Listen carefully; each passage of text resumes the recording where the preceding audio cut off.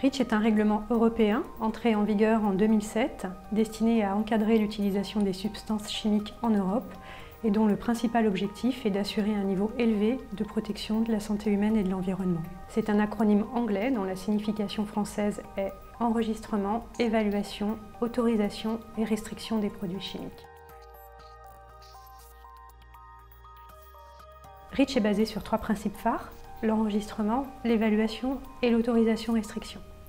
Dans le cadre de la procédure d'enregistrement, les industriels, fabricants ou importants des substances à plus d'1 tonne par an acquièrent des connaissances sur ces substances et les soumettent à l'Agence européenne des produits chimiques, basée à Helsinki, dans des dossiers d'enregistrement. L'agence évalue ensuite ces dossiers et, pour certaines substances sur lesquelles il y a un doute, les États membres se partagent un examen plus approfondi. Enfin, pour des substances extrêmement préoccupantes ou qui présenteraient un risque inacceptable, REACH laisse la possibilité aux autorités de limiter l'utilisation de ces substances au travers de 2 procédures, l'autorisation et la restriction.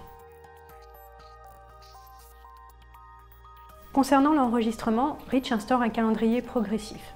30 000 substances seront a priori enregistrées d'ici 2018, 3 dates clés: 30 novembre 2010 pour les substances fabriquées ou importées à plus de 1000 tonnes par an et les substances les plus dangereuses, 31 mai 2013 pour les substances à plus de 100 tonnes par an, 31 mai 2018 pour les substances à plus d'1 tonne par an. Concernant l'autorisation, une date à retenir, celle d'août 2014, date à partir de laquelle les premières substances soumises à autorisation seront interdites en Europe, sauf si autorisées par la Commission européenne.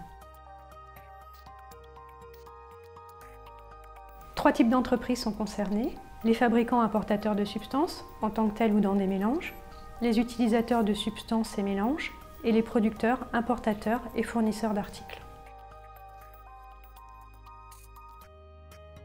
Les fabricants et importateurs de substances doivent réaliser des dossiers d'enregistrement. Dans ces dossiers, on va trouver des informations sur l'entreprise, sur la substance, sur les propriétés de danger, sur les utilisations et la classification et l'étiquetage. À plus de 10 tonnes par an, on trouvera également un rapport sur la sécurité chimique.